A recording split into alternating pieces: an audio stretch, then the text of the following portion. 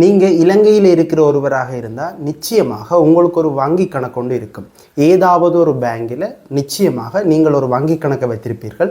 அதில் ஒரு கொஞ்சம் பணமும் இருக்கும்.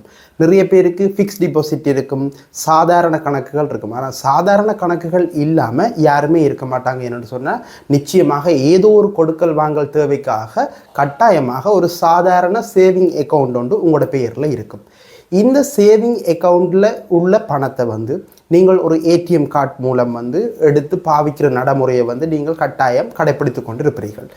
நிறைய பேரின் வங்கி கணக்கில் உள்ள பணம் காணாமல் போகிற விடயத்தை நீங்கள் அறிந்திருப்பீர்கள். ஆனால் இது சம்பந்தமாக நிறைய பேருக்கு விழிப்புணர்வு இல்லாத நிலைமை காணப்படுது.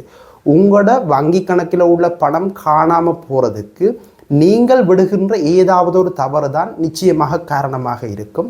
வங்கியால் விடப்படுகின்ற தவறால் உங்களுடைய பணம் நிச்சயமாக காணாமல் போகாது.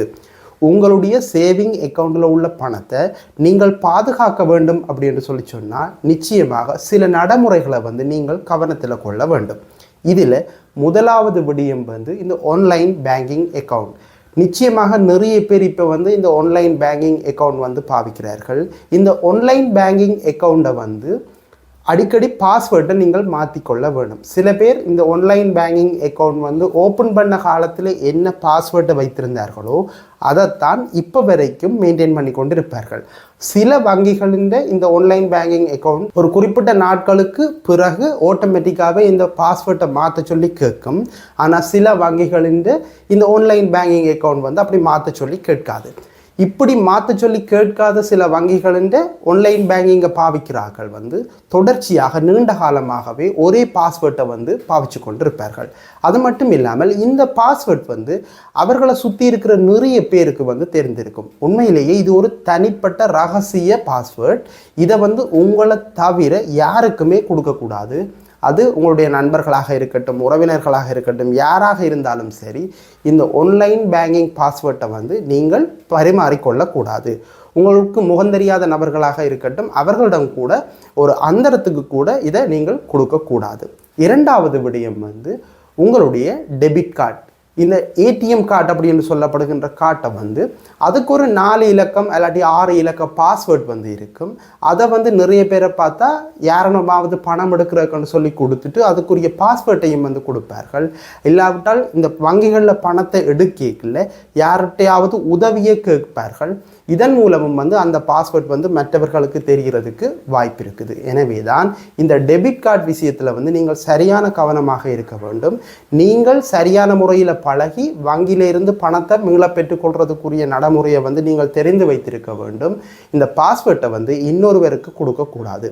அடுத்த விடயம் இந்த டெபிட் கார்டில் முன்னுக்கு 16 இலக்கங்கள் இருக்கும், பின்னுக்கு அதே மாதிரி ஒரு சிவி அப்படின்னு சொல்லி 3 இலக்கங்கள் இருக்கும். இந்த 2 இலக்கங்களும் ஒரு நபருக்கு தெரிந்தால் நிச்சயமாக உங்களுடைய வங்கி அட்டையை பயன்படுத்தி ஆன்லைன் பர்ச்சேசிங் மெத்தடில் அவர்களுக்கு தேவையான பொருட்களை பெற்றுக்கொள்ளக்கூடியதாக இருக்கும். அல்லாட்டி வேறு ஏதாவது பில் பேமெண்ட்டை செய்யக்கூடியதாக இருக்கும். இப்படி உங்களுடைய வங்கியில் உள்ள பணத்தை இந்த இலக்கங்களை மட்டும் வைத்து கொண்டே கொள்ளையடிக்கக்கூடியதாக இருக்கும். இந்த 16 இலக்கம் மற்றும் பின்னுக்குள்ள 3 இலக்கங்கள். எனவே தான் இந்த டெபிட் கார்டை முன்னுக்கு பின்னுக்கு யாராவது ஃபோட்டோ எடுத்து அனுப்ப சொன்னால் நிச்சயமாக நீங்கள் அனுப்பக்கூடாது. அது மட்டும் இல்லாமல் உங்களுடைய தொலைபேசிக்கு வருகின்ற இந்த ஓடிபி இலக்கங்கள் அப்படின்னு சொல்லப்படுகின்ற இலக்கங்களை நீங்கள் முகந்தெரியாத அறிமுகம் இல்லாத நபர்களிடமிருந்து வருகின்ற தொலைபேசி அழைப்புகளுக்கு பதிலளிக்கும் வகையில் அந்த ஓடிபி இலக்கங்களை பகிரக்கூடாது. நிறைய பேரோட பணம் இப்படித்தான் கொள்ளையடிக்கப்பட்டிருக்குது. இப்போ சமீபத்தில் கூட ஒரு வெளிநாட்டு நபருடைய பணம் இந்த டெபிட் கார்டினுடைய முன்பக்கம் மற்றும் பின்பக்க இலக்கங்களை பயன்படுத்தி அந்த ஓடிபி இலக்கத்தின் ஊடாக கொள்ளையடிக்கப்பட்டிருக்குது. அவரிடம் எதிர்ச்சியாக இந்த ஓடிபி இலக்கத்தை தொலைபேசி மூலம் கால் பண்ணி கேட்டபோது அவர் அந்த ஓடிபி இலக்கத்தை சொல்லிட்டார். இதன் காரணமாகத்தான் அவருடைய பணம் கொள்ளையடிக்கப்பட்டிருக்குது. எனவே தான் முகம் தெரியாத நபர்களிடமிருந்து வருகின்ற இந்த தொலைபேசி அழைப்புகளின் மூலம் இந்த ஓடிபி இலக்கங்களை நீங்கள் வழங்கக்கூடாது. இலங்கையில் உள்ள சகலருக்குமே வந்து இப்போ இந்த ஆன்லைன் பேங்கிங் மட்டும் இல்லாமல் இந்த குறுஞ்செய்தி தொலைபேசி குறுஞ்செய்தி வசதி வந்து அந்தந்த பேங்க் அக்கௌண்டோட வந்து ஆக்டிவேட் பண்ணப்பட்டிருக்குது. ஆனால் எல்லாருமே வந்து ஒரே தொலைபேசி இலக்கத்தை வந்து நீண்ட காலத்துக்கு பாவிக்கிறது இல்லை. ஒரு குறிப்பிட்ட காலம் ஒரு தொலைபேசி இலக்கத்தை பாவிப்பார்கள், பிறகு அந்த இலக்கத்தை பாவிக்காமல் விட்டுருவார்கள். இப்படி பாவிக்காமல் விட்டால் இலங்கையில் உள்ள சிஸ்டப்படி ஒரு குறிப்பிட்ட நாட்களுக்கு பிறகு அந்த தொலைபேசி இலக்கம் வந்து மீண்டும் வேறு ஒருவருக்கு வந்து வழங்கப்பட்டு விடும். ஆனால் அந்த இலக்கம் வந்து உங்களுடைய பேங்க் அக்கௌண்டோட வந்து ஏற்கனவே கனெக்ட் பண்ணப்பட்டிருக்கிறதால அது தொடர்ச்சியாக அப்படியே தான் இருக்கும். எனவே தான் இன்னுமொரு நபருக்கு வந்து அந்த இலக்கம் வழங்கிக்கல, அதுக்கு பிறகு உங்களுக்கு பேங்கில் இருந்து வருகின்ற ஓடிபியாக இருக்கட்டும், இல்லாட்டி உங்களுடைய மிகுதி சம்பந்தமான விவரங்களாக இருக்கட்டும், இது எல்லாமே பிறிதொரு நபருக்கு வந்து செல்றதுக்கான வாய்ப்பு இருக்குது. எனவே தான் நீங்கள் அப்படி தொலைபேசி இலக்கத்தை மாற்றினால் உடனடியாக அந்த பேங்கிற்கு சென்று உங்களுடைய தொலைபேசி இலக்கம் மாற்றப்பட்ட விவரத்தை தெரிவித்து அந்த தொலைபேசி இலக்கத்தையும் வந்து மாற்றிக்கொள்ள வேண்டும். இல்லாவிட்டால் இந்த தொலைபேசி இலக்கம் வந்து பிறிதொரு நபருக்கு செல்ல உங்களுடைய ஓடிபி இலக்கம் உங்கள் வந்து வேறொரு நபருக்கு செல்றதுக்கான வாய்ப்பு இருக்குது. அதன் மூலமும் வந்து உங்களுடைய பேங்க் அக்கௌண்ட்டில் உள்ள பணம் வந்து கொள்ளையடிக்கப்படுவதற்கான வாய்ப்பு வந்து இருக்குது. எனவே தான் இந்த பேங்க் அக்கௌண்ட் விடயத்தில் வந்து நீங்கள் சரியான கவனமாக இருக்க வேண்டும். இப்போ நிறைய பேருக்கு இனந்தெரியாத நபர்களிடமிருந்து வந்து தொலைபேசி அழைப்புகள் வருகிறது. அதாவது உங்களுக்கு அதிர்ஷ்ட லாபச்சீட்டு மூலம் பணம் விழுந்திருக்குது, வெளிநாட்டில் இருந்து பணம் வந்திருக்குது, இப்படி என்று சொல்லி உங்களை மயக்கும் விதமாக பேசி உங்களோட தொலைபேசிக்கு வருகின்ற ஓடிபி இலக்கத்தை பெறுவதற்காக வந்து கடுமையாக முயற்சி செய்கிறார்கள். இது வந்து வயோதிபர்கள் மத்தியில் வந்து அவர்களுக்கு நிறைய பேருக்கு சாத்தியப்பட்டிருக்குது. கிட்டத்தட்ட 35 லட்சம் ரூபாயை சமீபத்தில் மருதங்கணியை சேர்ந்த ஒரு ஐயா அவர்கள் வந்து ஏமாந்திருக்கிறார். இதற்கு காரணம் அவர் அந்த தொலைபேசி அழைப்புக்கு வந்து பதில் அளித்தமை தான். அவர் மீண்டும் மீண்டும் கேட்க அந்த ஓடிபி இலக்கங்களை வந்து தொடர்ச்சியாக வழங்கி இருக்கிறார். அவர்கள் வந்து ஒவ்வொரு 2 லட்சமாக வந்து அவருடைய அக்கௌண்ட்டில் இருந்து எடுத்திருக்கிறார்கள். இப்படி நிறைய சம்பவங்கள் வந்து நடைபெற்று கொண்டிருக்குது. எனவே தான் இந்த உங்களுடைய வங்கி கணக்கை வந்து பாதுகாப்பது வந்து உங்களுடைய கடமை. உங்களுடைய வங்கி கணக்கில் இருந்து ஏதாவது ஒரு விதத்தில் இப்படி பணம் கொள்ளையடிக்கப்பட்டால் அதுக்கு உங்களுடைய வங்கி வந்து எந்த விதத்திலையும் வந்து பொறுப்பேற்காது.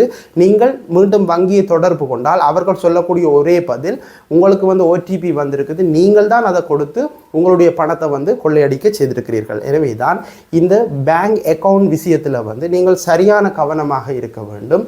உங்களுடைய வங்கியில் உள்ள பணம் வந்து உங்களுடைய அனுமதி இல்லாமல் நிச்சயமாக களவெடுக்கப்பட முடியாத வகையில் தான் இந்த சிஸ்டம் வந்து கட்டமைக்கப்பட்டிருக்குது. ஆனால் நீங்கள் விடுகின்ற ஒரு சில தவறுகளின் காரணமாகத்தான் உங்களுடைய வங்கி கணக்கில் உள்ள பணம் வந்து இந்த கொள்ளையர்களால் வந்து கொள்ளையடிக்கப்படுது.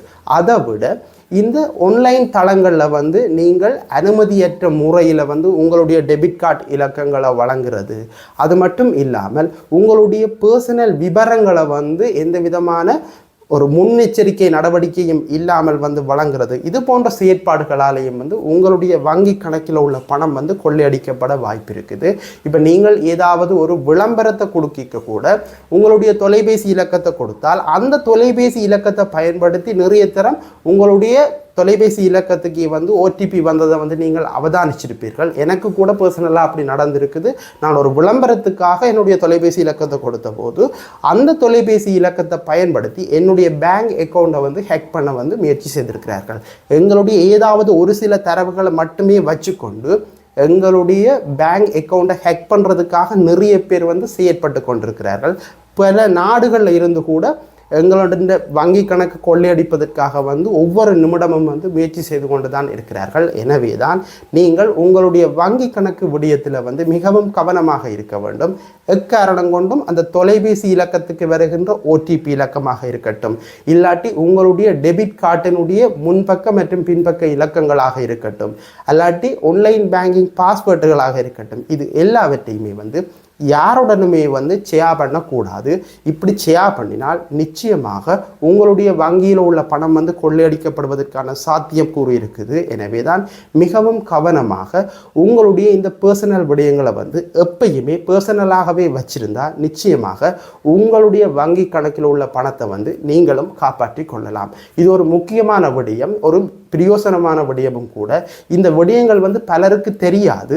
எனவே தான் உங்களுக்கு தெரிந்த நபர்களுக்கு இந்த விடயங்கள் தெரியாமல் இருந்தால் இந்த காணொலியை ஷேர் பண்ணுவதன் மூலம் அவர்களுடைய வங்கி கணக்கையும் வந்து எதிர்காலத்தில் பாதுகாத்து கொள்றதுக்குரிய நடவடிக்கைக்காக இந்த காணொலியை ஷேர் பண்ணி உதவுங்க. மீண்டும் புதியதொரு விடயம் சம்பந்தமான காணொலியில் சந்திப்போம். நன்றி.